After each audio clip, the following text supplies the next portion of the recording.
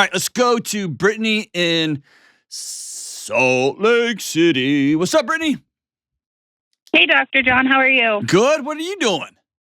Well, I'm not on Instagram or TikTok because I don't have an account, so I'm sorry I can't follow you on there. Listen, ridiculous, number one. Number two, thank God, you're probably the most adjusted. I should be calling you. I should be, because you know how life works. That's good, man. So what's up? Well, today I'm looking for ways to make friends and long-lasting connections. I have huge trust issues, and when it comes to creating relationships. Okay. So how do I overcome that? Tell me more. So I think what it comes down to is, when I was a child, my dad was an alcoholic, and he would get angry, and he was verbally abusive. And, if the fight was big enough, he would leave for hours, maybe even days. Mm-hmm. And so, being a child, I'm guessing that just, has stuck with me. Okay. He was a big part of my life, a huge relationship that I had, and he would just up and leave. Right. And so I've always struggled with that through, grade school, anytime I had a friend, and I started feeling like, they were kind of pulling away. Mm-hmm. I would push them out of my life before they could pull away. Okay. Because if I just leave the relationship, then they don't have a chance to hurt me. Yeah. And so I feel like I'm still doing it today. And it's not even just friends, but it's, it can be family members or. Are you married? Yes, I am. Do you do this too? Yes, yeah. How come? Yeah, and So and I ask you how come. One of the cardinal questions to never ask somebody in counseling is like, why? Why do you do that? Right? Yeah. Or how come you did that? Here's one. This isn't therapy. Like, I'm just some lame podcaster. So that's number one. But the bigger overarching issue is you've actually thought through this, and you've probably been to counseling before. You've done the work, Mm-hmm. And so at this point, as an adult, you're choosing to continue this behavior, or it may be so automated, you're choosing to not seek alternative actions and thoughts that will make your life better. Mm-hmm. So I ask you, why aren't you choosing that? I think I'm just scared. Of what? Because you've lost people. Yeah, of just creating the relationship in general. Like, I'll go to the gym and I'll notice, a girl comes up and says hi, and she seems to be interested in, being my friend, and I will get out of there as fast as possible. Okay. And I feel uncomfortable. Like it hurts almost. The suckiest part about your path forward is the only way to healing is through this. You can't go around it anymore. Mm-hmm. Anxiety's got this bizarre self-reinforcing mechanism that makes it amazing. If your body gets anxious about something, let's say there's like basketball goals make you really anxious, Mm-hmm. and then you start to walk near a park that's got a basketball goal, and your heart starts beating real fast, and like you said, it starts burning, like your body's like hot, like I got to get out of here, and you run. And you think, I can never go in that park again. It's got a basketball goal. Your anxiety actually did its job. It kept you from what it had identified as a threat, as something scary, as something that would hurt and kill you. Mm-hmm. And so it won. And so it actually reinforces itself. It gets stronger. Like, that's how we keep her out of there. And the only way through it is in the nerd world, it's exposure therapy. Like you have to go slowly be introduced to basketball goals until you can walk into that situation and your body doesn't respond and go to war because it realizes that's safe. I tell you that to tell you, when it comes to people, when it comes to relationships, the only way through where you are is a choice that I am not going to push somebody away just because I have a different attachment style. Just because when I'm used to, when my feelings were heard, somebody left. Or if there was a fight, I didn't think they were coming back. And so now when you get in a fight with your husband, I don't think he's coming back as your body's default mode. It just instantly goes there. And so you go ahead and accelerate the process and kick his butt out. Mm-hmm. Right? Yeah. And you're going to lose your husband. Fair? Right. Yeah, fair. You're going to go through life pretty lonely. Fair? Yeah. I'm already feeling that. Okay. So what if I challenged you this way? Is the way your body has chosen to cope over the years, is it working now as an adult? It's not. Okay. Would you be willing to do something different? Yes. It'll be very uncomfortable, but Correct. yes. You are 1,000,000% right. Have you ever heard me talk about choosing your hard?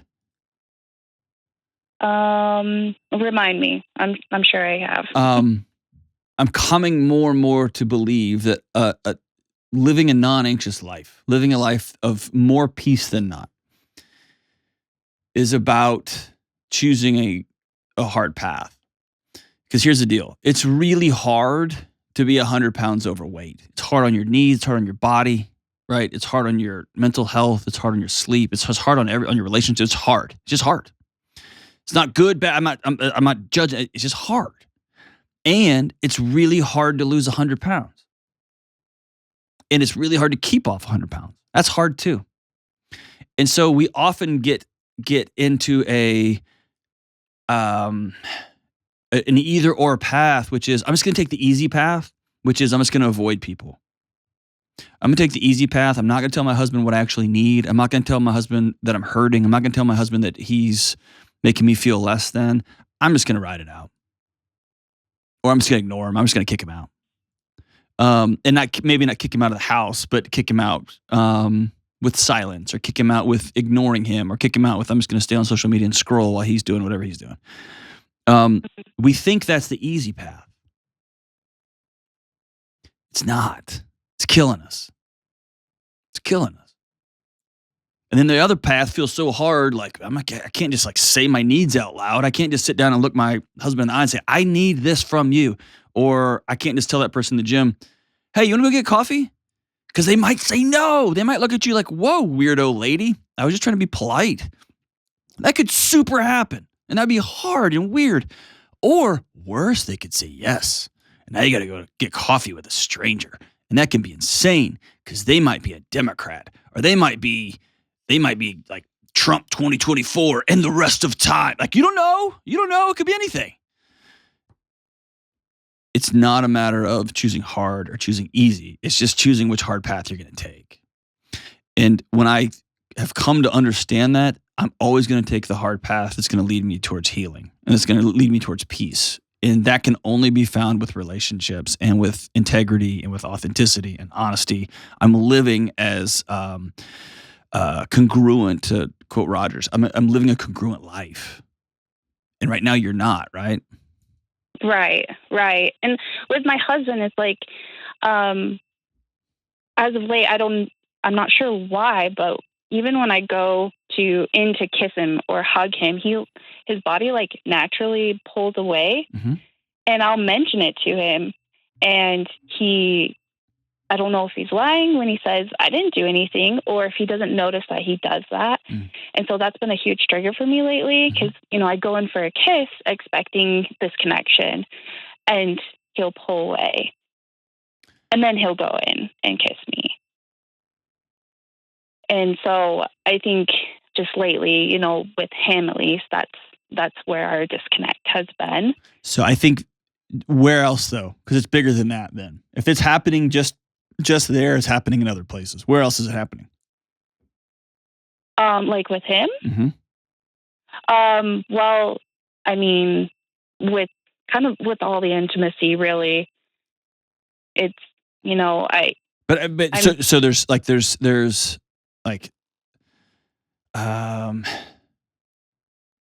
you're feeling like his impulse is to back away from you, right? Yes. Y'all are having less sex than you would like. Is that fair? Oh yeah. Okay. Yeah, a lot less. Okay. And it just seems like he's just not interested at all. Okay, but back out of the bedroom. Where else is he not interested in you? Is he making less eye contact? Is he spending more time on his phone? Is he working later?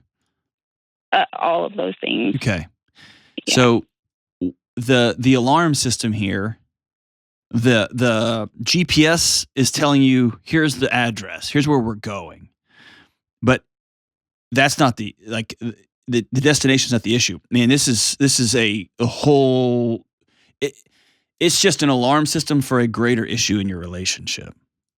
And having that conversation as you lean in to kiss him and be like, what's wrong? You don't like me? Am I not pretty anymore? Like now he's got to defend himself. You're on the attack and then you're defending yourself. I'm not crazy, right? Now you're back and forth. That's not the place to have that conversation.